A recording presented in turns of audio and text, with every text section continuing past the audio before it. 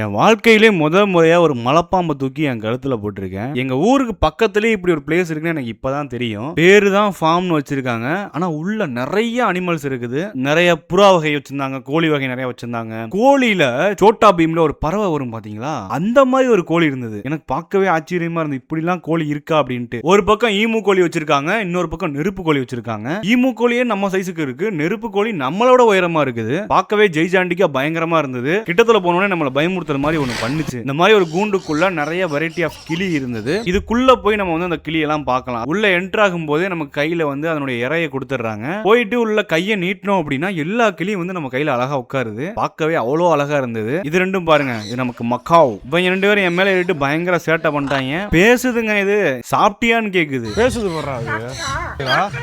Hello. நிறைய tax, fish, குதிரை நிறைய வச்சிருந்தாங்க.